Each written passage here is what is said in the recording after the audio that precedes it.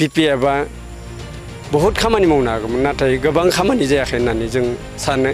आरो ए ओनसोलाव जि खामानिफोर मावदोंमोन नाथाय सबबो आथुरा खामानिया जेबो गोलैयाखैमोन आरो नाथाय जोङो दिनै बोसोरसेनि गेजेराव एमसिएलए मोननाय लोगो लोगोनो बिथांनि अननायाव जोङो दिनै हाब्रु गानो नाङाखै आरो जोङो इमान गोबाव माने हाब्रुजों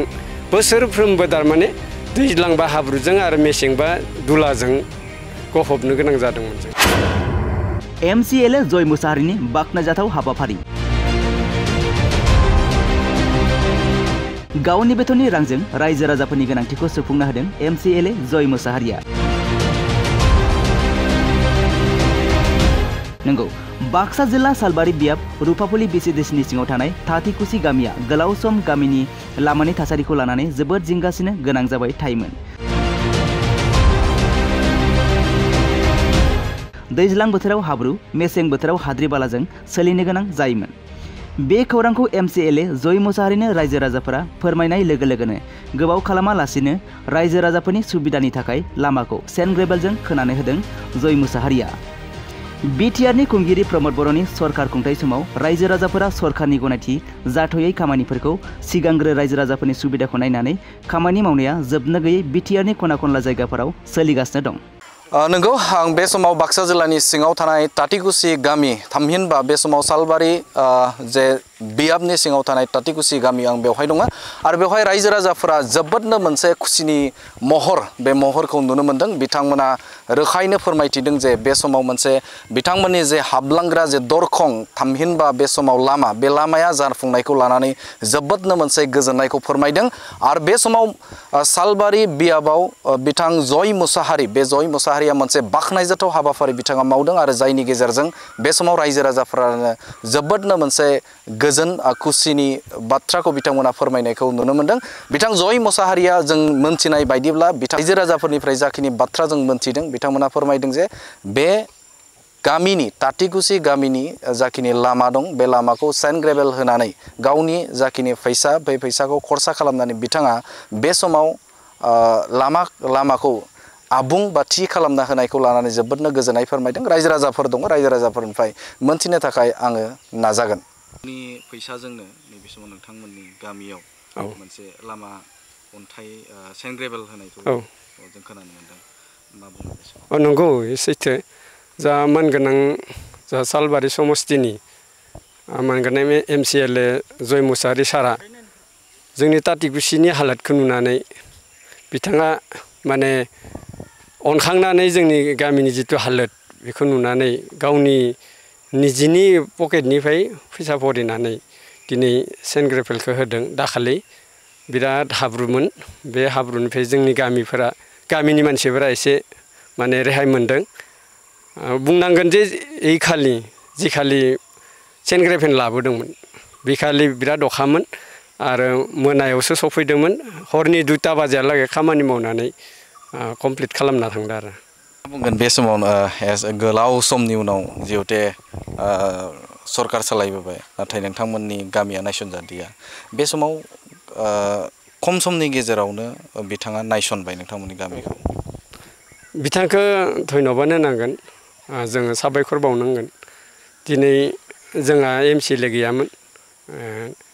दाखालिसो 1 बोसोर जायाखै होनना बुंजायो जों 1 बोसोर जायैयावनो दिनै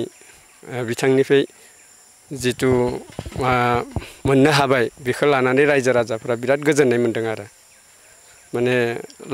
लाथ्र'खौहाय गोजोननाय मोनदों मानो होनबा जोङो इमान गोबाव माने हाब्रुजों बोसोरफ्रोमबो थारमाने दैज्लांबा हाब्रुजों आरो मेसेंबा दुलाजों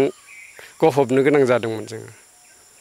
माने मेसें फैयोब्ला धुलाजों जोङो माने धुला बाला जानो गोनां जायोमोन आरो दैज्लांबा हाब्रुनि थाखाय जोङो ओंखारनो हायामोन जेरैबो जिंगासिनांगौ गोनां जादोंमोन आरो नाथाय दिनै जोङो माने बिथांनि अननायाव माने बहुद माने मोजां मोनदों रायजोफोरा जिहेते गोलाव सम रायजो जाबाय बा गोलाव सम नैबे समाव सोरखार खुंथायावबो थाबाय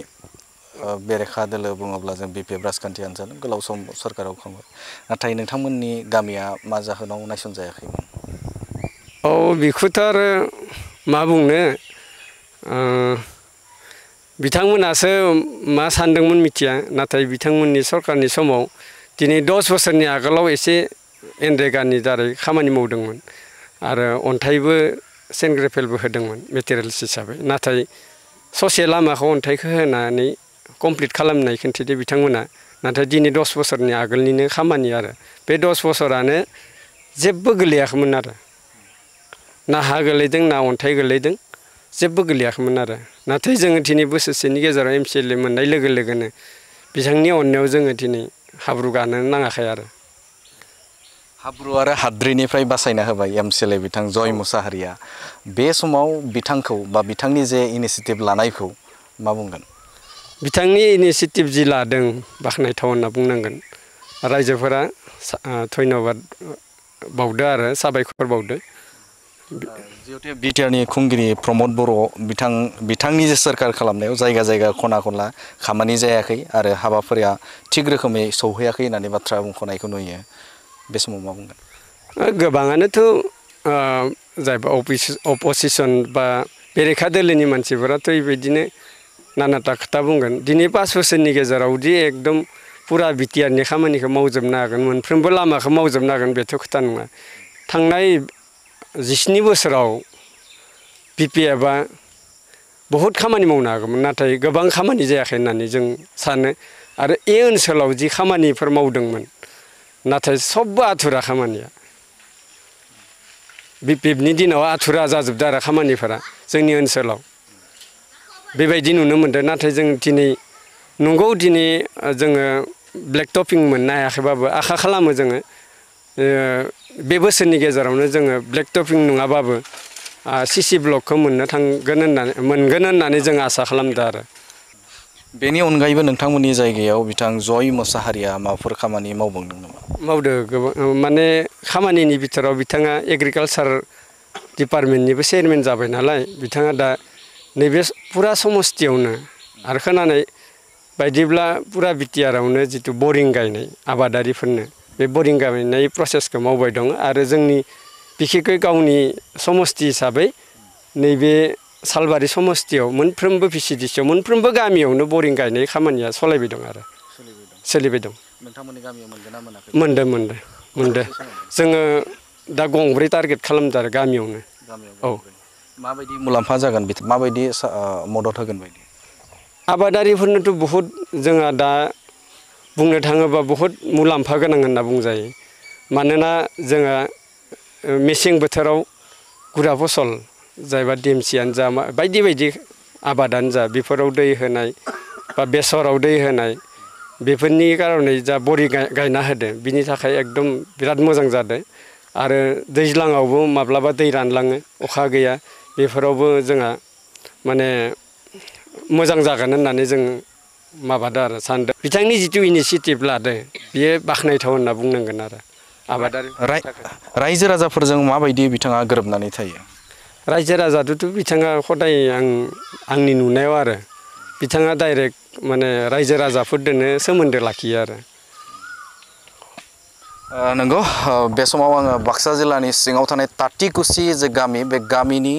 जे रायजो राजाफोर बे रायजो राजाफोरा थारैनो मख'दों जे बिथां MCLA जय मुसाहारि बे जय मुसाहारिया गावनि जे रांजों बा रां खरसा खालामनानै बे समाव दरसे गामिखौ जाय गामियाव बे समाव हाब्रुजों हाद्रिजों थाबायनो गोनां जायोमोन गोलाव सम रायजो जादोंब्लाबो नाथाय बिथांमोननि गामिनि जे हालोदखौ नुसनाखैमोन आरो जायखौ नोजोर बोनानै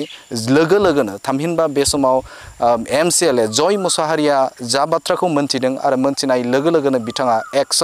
एक्सन मुड लानानै खामानि मावदों आरो बिथाङा बे समाव बे ओनसोलनि थाखाय बा रायजो राजाफोरनि सुबिदानि थाखाय बे समाव गावनि फैसाखौ गारनानै बे समाव सेन्ट ग्रेभेल लामा खोनानै होनायखौ लानानै रायजो राजाफ्रा जोबोदनो मोनसे गोजोननाय फोरमायनायखौ नुनो मोनदों।